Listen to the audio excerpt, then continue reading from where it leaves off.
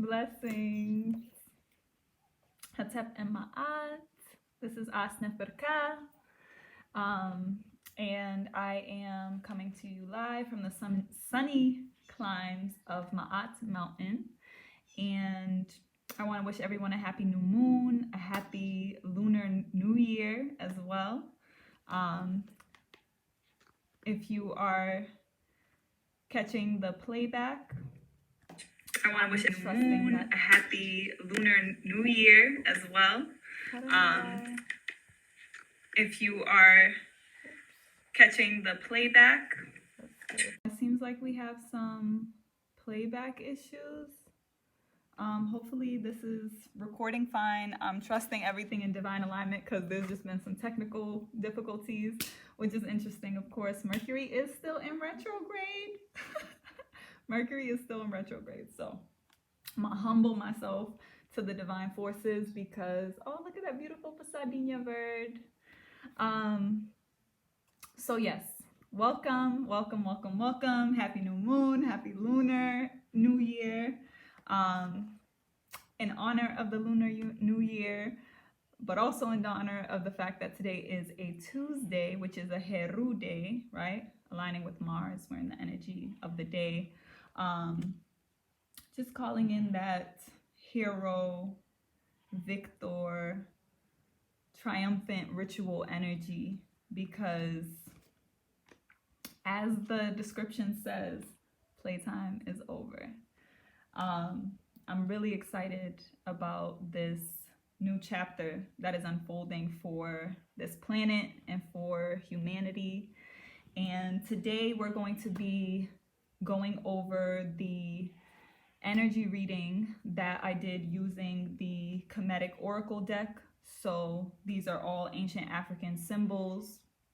And this reading was done during fire ritual, so now I'm just giving you the interpretation. It's actually very interesting because the first two cards in the reading actually literally fell into the fire, which is so interesting when I think about it, because you can't really even tell. I mean, I don't know if you could see a little bit of the roasting, but I got them out as they were like starting to kind of curl a bit. So I'm telling you, this reading was really, really charged up, and the energies that are being ushered in, these divine forces and energies that are all indwelling within us, that are now aligning for us to rise and really step into a true spiritual rejuvenation and spiritual power. A lot of mastery, a lot of plans coming into fruition, success, right? All the things that we have been envisioning and things that we've been preparing for. Like, this is the moment that we've all been waiting for. So I'm gonna go ahead and begin the energy reading. I want to give my usual disclaimer that the most important aspect of any energy reading is the intuitive aspect. So what I will do is I will show the cards, and when I show the cards, I think the most important thing for you to do is to think of, not even think, feel, not even feel, but know what is the instinctual, intuitive interpretation and resonance and ideas and thoughts and all the things that come up intuitively, instinctually for you. Because these energies are present, whether we know that they're, like whether we're conscious of their coming forward or not, right? Whether you were here for the reading or you never saw the reading, at the end of the day, the energy is going to unfold regardless. So it is important to know that this isn't about, some type of future telling. This is about just tapping into the eternal consciousness outside of space and time, so that we can get a sense of how the energies, these natural energies, are moving, and we align with them, right? We can flow with the current. And it's no coincidence that you are here. So trust and know that the information and the wisdom that comes through to you during this reading is necessary for you, okay?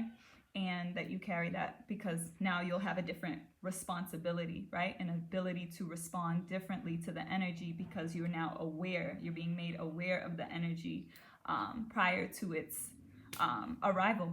So keep that in mind. So the first card of the reading that fell with the second one in the fire is Kanum.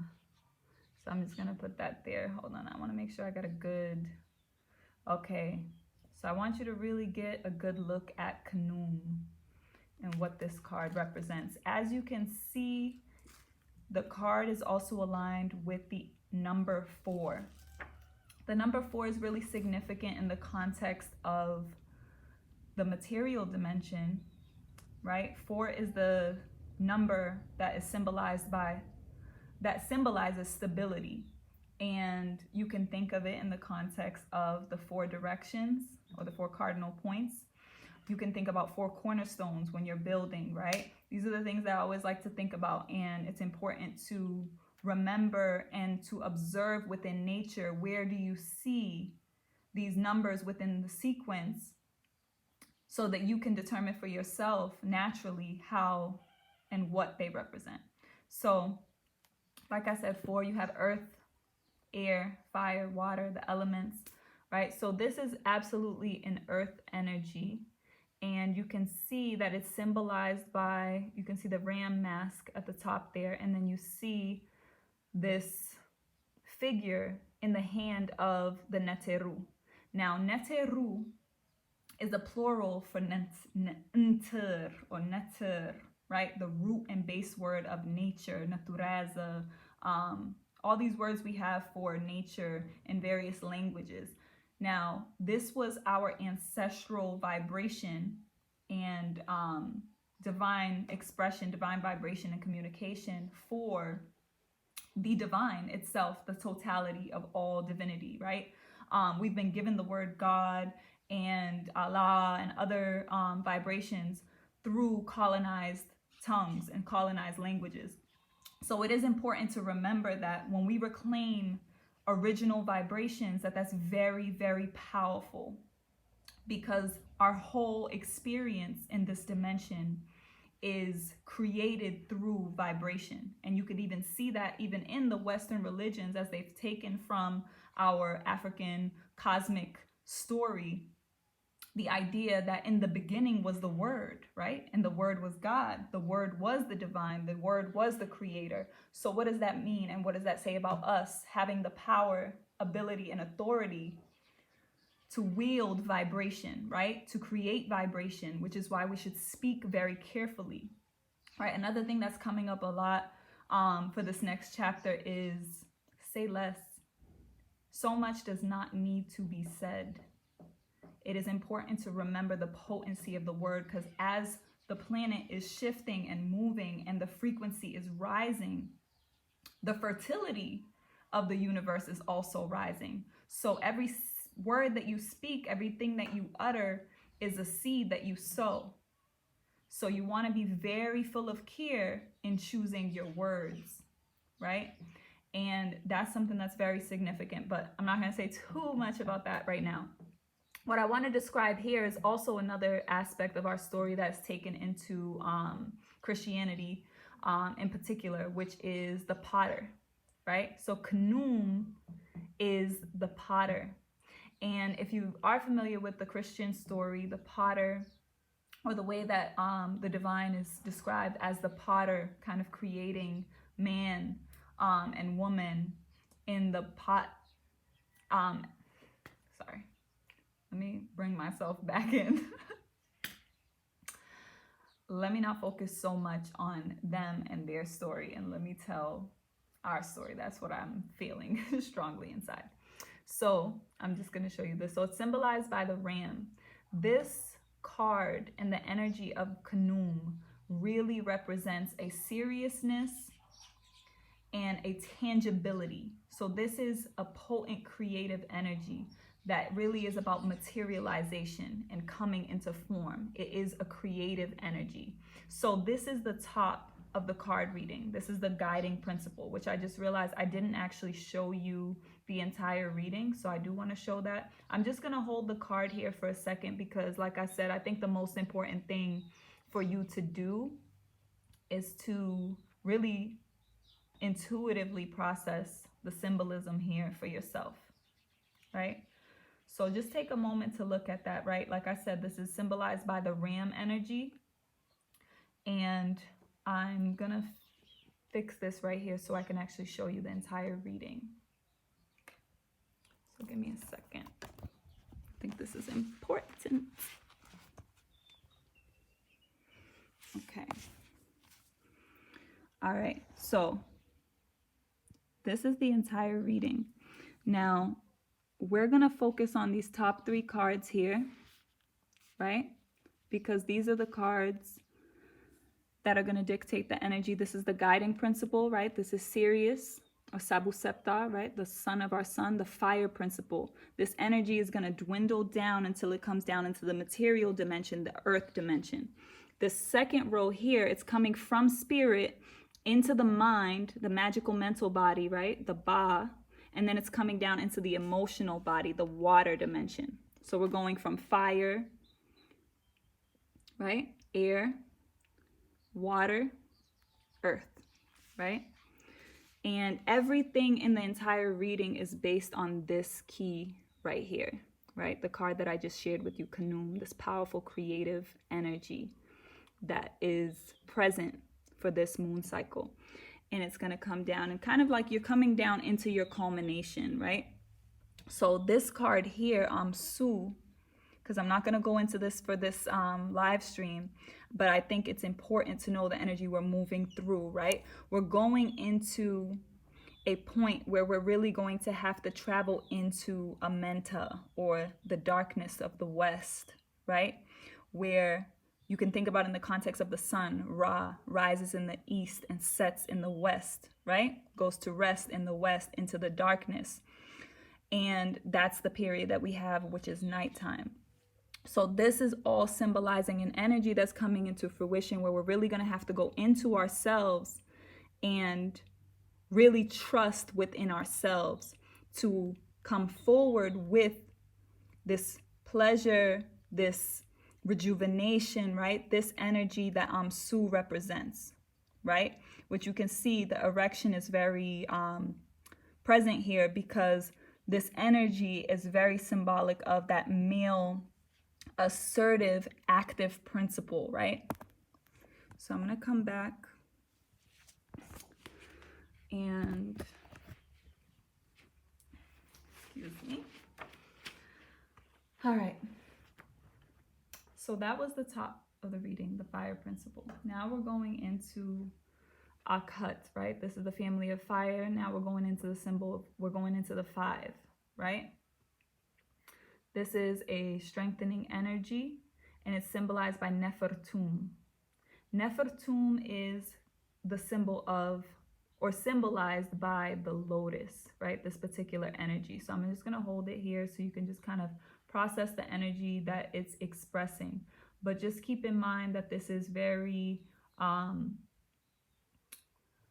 symbolic of that particular aspect of nature, right? The lotus. Think about the lotus and how the lotus rises out of the mud, out of the water with the sun. And then when the sun goes to rest, it closes back up and goes back into the mud, right? Just thinking about the importance of that symbolism and what that actually expresses to us. So this card is representative of the distillation of experience, right? This is also, like I said, it's in the magical mental body. So this is really the energy that's coming forward in the mind. It's kind of the past energy that's still influencing us now mentally. So a lot of times this could be symbolized by like the child or the young lover, right? Because that's what Nefertum, in terms of the mythology and the story, represents, that fresh, youthful energy. It's also symbolic of the lotus. So like I said, thinking about the nature of the lotus and the energy of the lotus, but it's also pretty important to note that it's an energy of joy and youthfulness and realization. So all of the revelations that we're carrying from the previous cycle are what are sparking that youthful, active, um, joyful energy that is opening the way for this new moon cycle, right? And this moon cycle that we're reading for is for the one up until March 2nd, right? When we begin the next moon cycle. So it's not actually for the entire Lunar New Year, because I know I've been highlighting the Lunar New Year. But just so you know, the Lunar New Year is always going to be the second new moon after the winter solstice. And that's the moon cycle that we're in right now. So we have the January new moon, and now we're entering into this February new moon. So keeping that in mind, right, this is the energy that's kind of leading us into where we are now. And interestingly enough, this is the same card that was in the same position, right, as the third card, which is the second one on the magical mental body, right? This is kind of our thoughts moving forward, kind of the energy we want to move into, or the energy that is moving us into this moon cycle as we come into completion of this moon cycle in the mental realm. And it is a card of abundance and wealth and overflow. I had shared before in one of the previous readings where this card came up that Renenet, right, is symbolized by the two. It's that twin energy, right? And then it's Nef, it's the family of the wind. So it is a very mental energy, but it's very much speaking about a nourishment, right? And an overflow. And specifically, we're talking about in the mental space. So kind of like that same energy that we moved into the last cycle, there's going to continue to be another wave of that energy continuing. Another wave of more, we're going to really reap what we've sown in this cycle. And the two pots that she's holding can symbolize the relationship that this energy or this force of nature is actually representative of, which is lactation, right? So you can think of it like the two breasts with the milk pouring out, an overflow of nourishment and vital energies and plenty, okay? And it's also a very intuitive energy, but it's deeply associated with that motherhood principle, that birthing principle. So like I said, from that first card, you're talking about an energy of the activation or the realization and the success of plans that we've made, right? So again, all of these energies really are contingent upon the choices and the decisions that we've made.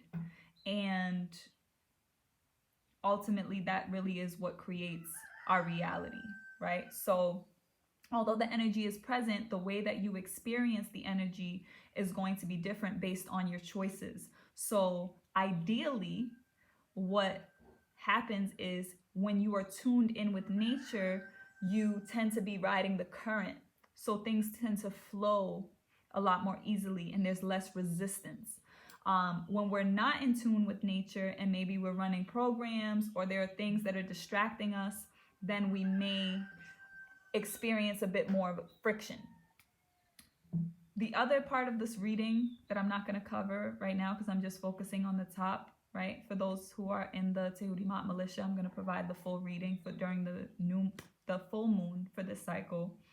But the middle of this reading is the card Pertimru, right? Pertimru is coming forth from night into day. It's like that birthing and coming forward. There's a couple of things that are significant there that I want to express because this energy is really, like in terms of the full picture of this reading, on the emotional level, we're coming with a level of discernment, right? Thinking about that wolf energy that was very present last moon cycle being the wolf moon. So you have that energy of discernment that the dog or the jackal in our Kemetic symbol represents. So I'm just going to go a little bit deeper just to offer the full picture, because context is important. Because now we're going into like the things that we're actually going to feel. Because sometimes when we're thinking about energy and it's a thought, right? And it's a mental thing and their thoughts, it's not as easy to notice as the actual emotions that we feel. So again, we have that discernment, we have that aid. It might be someone who had come through in support, just some type of energy that's there in support, like a loyalty and a discernment, right? A judgment, a heightened or sharpened judgment from this previous cycle that's coming in and needs to really guide us emotionally, is here to guide us emotionally into our coming forward. There's really going to be a birthing because we've all been challenged. We've all been experiencing opportunities for growth and strengthening. And now this moon really is the opportunity to come forward from that. But that threshold that you break through, right? Just like the child coming through the birthing canal, right? There's still a pressure there, right? So there's still a reality of accountability to the choices we make, the thoughts we think, and it's very, very important for us to really be tuned in spiritually during this time. That is going to be the key that guides us, right? It's going to be that spiritual realm because it is what is connecting all aspects of our existence. The physical material world is part of that spiritual experience, right? So the emotions are part of that. Our thoughts are part of that. But ultimately, we really have to consider what are the messages that our lives have been showing us. So you really want to pay attention to what was really coming up for you, especially during this retrograde period, because Venus just came out of retrograde, dealing with a lot of our relationships, especially on the feminine side, but especially dealing with our connections and attraction, right? Venus in the Kemetic perspective, that energy that in the Roman is called Venus, right? That planetary energy, that force of nature is Heteru. And Heteru is represented by the cow, and Heteru is also representative of the feminine magnetism and attraction. So that planet has now gone forward. And again, retrogrades, I don't think I said this before actually, retrogrades are optical illusions. So they're not actually moving backwards. It's our perception from where we are as we align with the planets, right? Because we're all revolving around Ra, we're all revolving around the sun. And when that alignment happens, there tends to be this optical illusion that it creates for us on the vantage point we have here on Geb, on this planet. And we see that optical illusion of it looking like the planet is moving backwards and then it's going forward. I like to think of that as like the slingshot, because you could think about it like things going back, or it's like a reflective, like you want to look back to go forward. It's Sankofa. Sankofa is an Akan symbol in the Adinkra system of the Akan people. And it represents going back into the future, right? So looking back so you can bring forward the wisdom of the experience to guide you into the future. So that's what retrogrades really represent. And the actual energy that's retrograding is representative of how we're going to really be experiencing that, and where do we need to be looking back, and how do we align with the above, the celestial guidance here below. And our ancestors had this this value system that acknowledged that what was happening above was also happening below. And we could think of that as the micro and the macrocosm, right? So we could think of it within our own universal body and how that informs the greater reality. But ultimately, everything that we're experiencing on an individual note, we're also experiencing collectively, which means it's also being experienced beyond us. And that's really the essential thing that has really been wanting to come forward, is for us to know, that we are everything. Like, we are literally stars. We are literally the same energy, the same particles, even from, like, just from that this is a spiritual scientific symbol system. These are energies that we experience, and some of them are seen and some of them are unseen.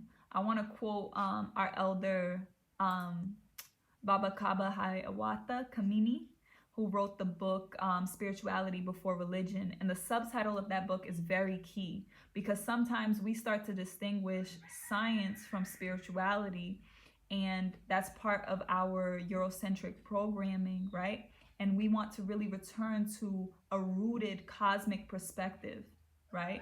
As people of original wisdom, as people of African ascent, it is very important and critical right now that we return to our ancestral ways.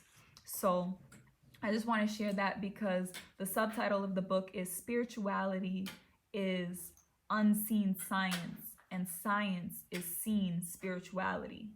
So these traditions of our ancestors are really sacred sciences. I also recommend for people who want to look more deeply into that, the work of Professor James Smalls, who speaks greatly on the perspective of spirituality that our ancestors had.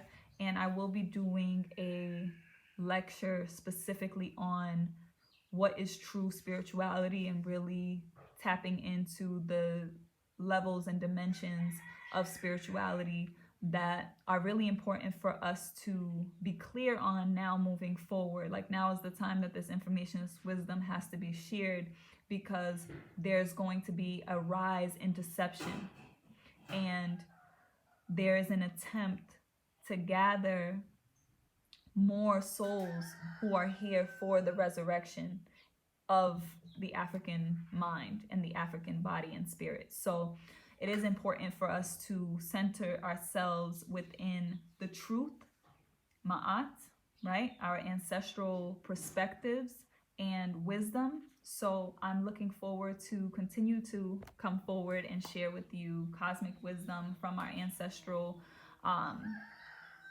perspective and spiritual systems. So I hope that you continue to watch. If you haven't subscribed to our channel, please do. We're going to be bringing different types of artifacts. We have different series. We're going to be really coming forward this season with more content, and you can also tap into more of our artifacts via hightopsandheels.com, things that are not actually videos, which won't be here on YouTube.